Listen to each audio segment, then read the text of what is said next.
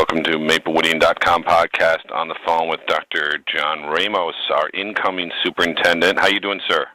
Very well, thank you. Very well. Now, you're in town this week from your current job at the Middle East International School, in which one thing we did learn about you is it's called Qatar. Qatar, in the Middle East, and now you've been roaming. What's it been like today, roaming around the district and seeing the schools and people? Well, it's been a wonderful experience. I've actually had a chance to get to every school. It's been kind of a whirlwind, but I have had the chance to meet the leadership teams in all of the schools, and even touch base with, even had a chance to meet with high school students. So it's been good. And of course, moving through the buildings and seeing some of the excitement in the classrooms and the work that the teachers and students are doing. It all accrues to a picture of excellence that the school district possesses, and at the same time, it gives me some thoughts about how we can continue to grow and innovate. Now, you mentioned a Tuesday night, and you got a nice meet and greet at the high school. I think you mentioned you did not want to be a superintendent. Again, you've obviously had a long career, superintendent positions and a state-level position in Connecticut and now in the Middle East. Yes. Why did you not want to do that again, and what changed your mind when coming to Maplewood, South Orange? Well, I hadn't ruled it out, but I had serious thoughts about whether I would do it again, and that's because the life of a superintendent is kind of a lightning rod position, and that's okay, provided that the intent that people have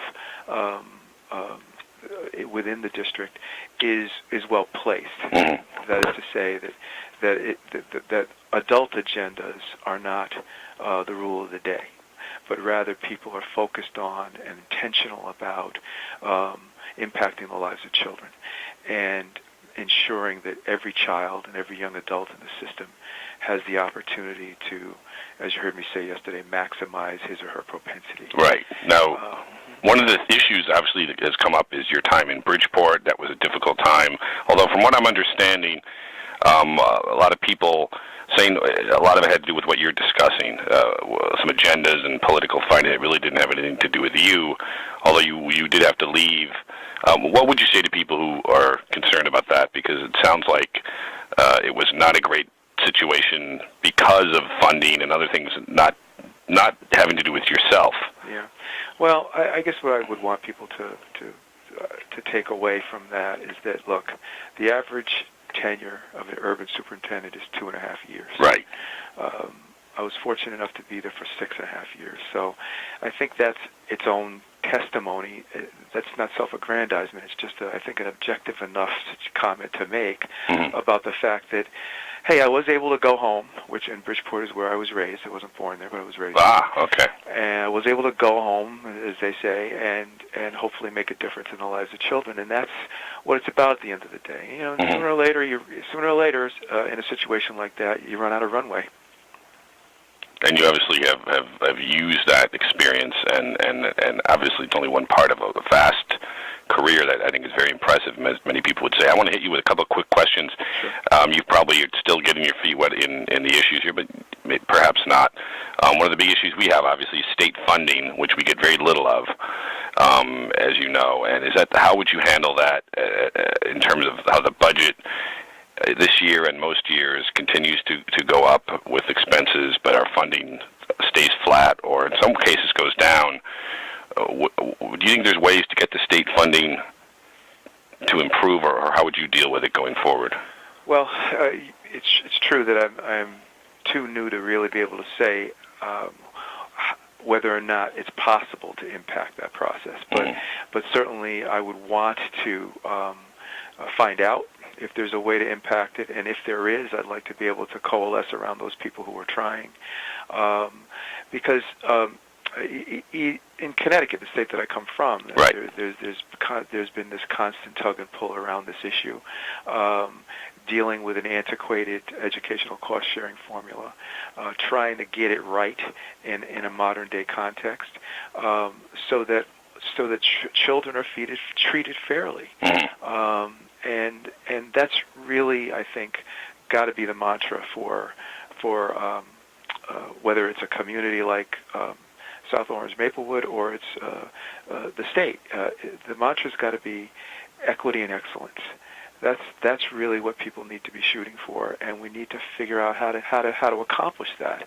And sometimes the solution space is in an area that we've not considered, and maybe we're spending too much time fighting over old formulas that simply aren't going to work in the 21st century. But we need to figure it out. If you're used to antiquated state funding formulas, you'll be right at home. As you know, in New Jersey, we get a bad share. But one of the things that the business administrator has noted for this year's budget is that enrollment continues to increase. We put out a projection, or we're going to put out a projection that has big deficits looming in the next 10 years because of enrollment increases, and we have very small schools in some areas. You probably went to Tuscan, where my son goes. They have a couple portables. What is your thought on dealing with enrollment increases and the budget things that follow? Well, I think the most the most simple way to put forward to you and to your listeners what we need to do is to say it this way. We need to make all of our problems, all the challenges that we have, transparent to everyone. I like that. Okay, we just need to be plain spoken about them. We need to set them in front of people so that everyone knows what we're dealing with. You see, the issue here is not the issues that you just mentioned aren't my problems. Right. They're our problems. Excellent. I know you mentioned that the other night, and that's great approach. So we need to look at these things collectively. Now, there's a lot of brain power in this community. Okay, and so we need to somehow harness the benefits of that and apply all that power to this range of problems that we have, and to think, again, to use the word, innovatively about how to address them.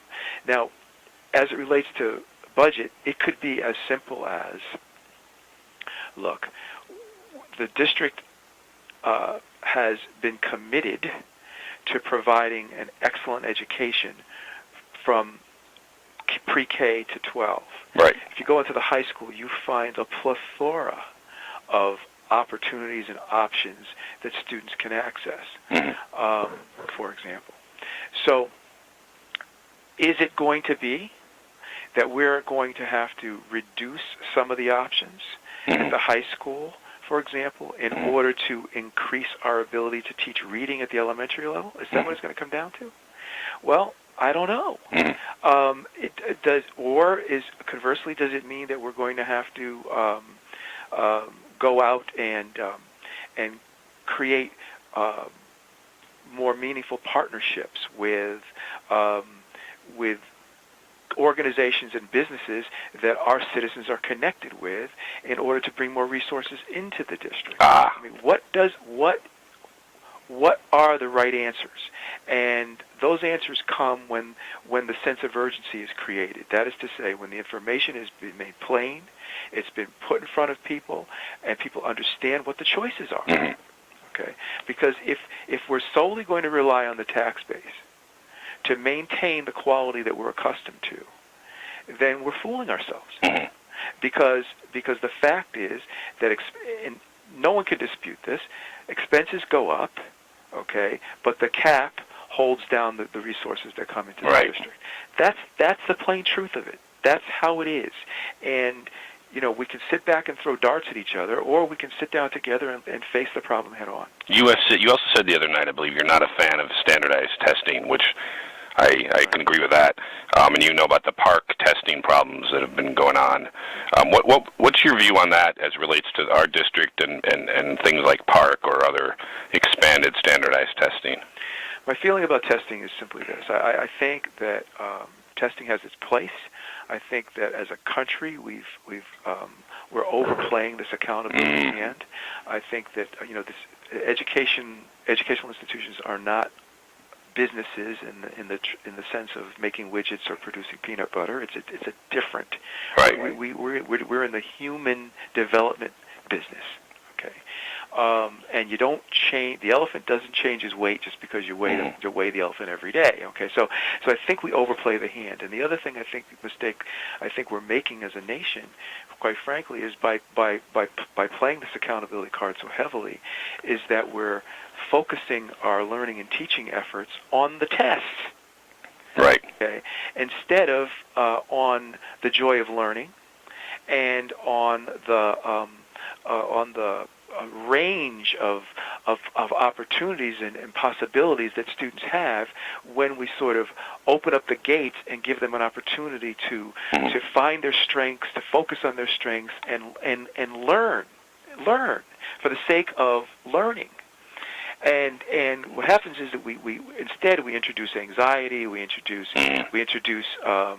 this effort to achieve basic skills. We don't allow kids to apply skills in a way that may help them eventually pick up the basic skills, but rather we continue to try to drum the basic skills into their heads because of the test. I mean, it's just all kind of ridiculous from my perspective. So bottom line is, if we are able to focus on delivering quality curriculum, my belief is that the tests will take care of themselves. Excellent. Two things that have come. Are you well versed or fan or foe of the International Baccalaureate program? Well, because that's gotten some complaints at the middle school my here. Information about that is at the high school level. Yeah. I've been becoming familiarized with the middle school program. That brought a lot of opposition recently. I know from teachers. Yeah, from teachers. Yeah, and I don't know enough about it to make a judgment at this point. But what I recognize that that we've got to pay attention to what our teachers are telling us. Clearly, I don't think that the pedagogy behind IB is bad or flawed. I think it's probably the right pedagogy. The question really is, do we need to continue to be technically connected to the program to accomplish those ends? And what is your view of tenure? That's something that's getting a lot of shake-up. And you were a teacher or no? Yes, I was. Yes. How long were you a teacher? I don't think most people know. 3 years. Excellent. So what I believe about tenure is that I don't want to sound duplicitous here. No, it's a big issue. It has its place. But at the same time, tenure cannot be a reason to keep someone around that everyone knows isn't doing the job. Okay? Because at the end of the day, our job as adults is to make sure that we're delivering quality instruction for children and young adults every day. That's our job. And the other thing that came up that some people were not sure about was that you ran a consulting business, or do you still run that, and would that be something you would continue to do? Well, I mean, unfortunately I have partners, so I don't have to, it won't interfere with my doing this job or pursuing this career of superintendent 100%. But yes, I am the founder of an organization called the Equity and Excellence Imperative. It's in its infancy. It's just kind of being rolled out, but fortunately, I've got other people that can do it. And you've also had some connections, and even some of the writing you've done is related to, I don't know if it's religious or your deep religious beliefs. There are some people who might be concerned about that. I'm not saying that it's a concern, but what would you say to people that might just not be sure how that might play into your work in a public school, although many would think it would help?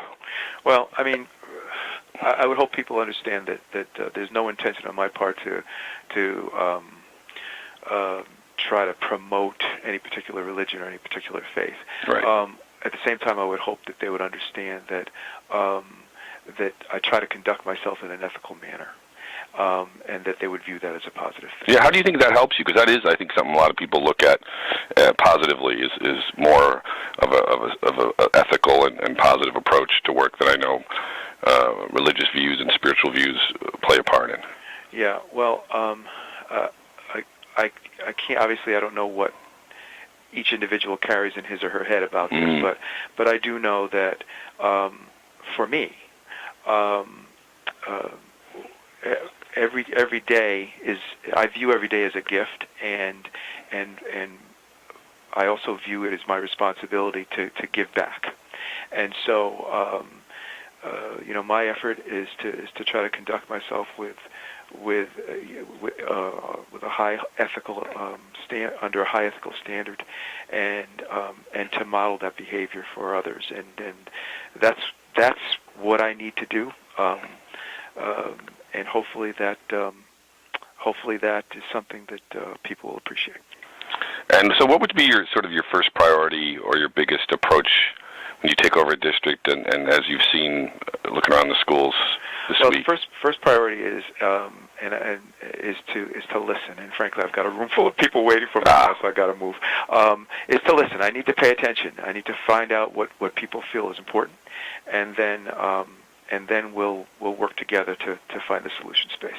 Excellent. We'll be talking to Dr. John Ramos, our new superintendent. You'll be on the job in August, but you're obviously already doing the work, visiting and roaming the district and meeting with people. We appreciate it, and we will hope to speak to you again soon. Okay. Thanks. Thank you, sir.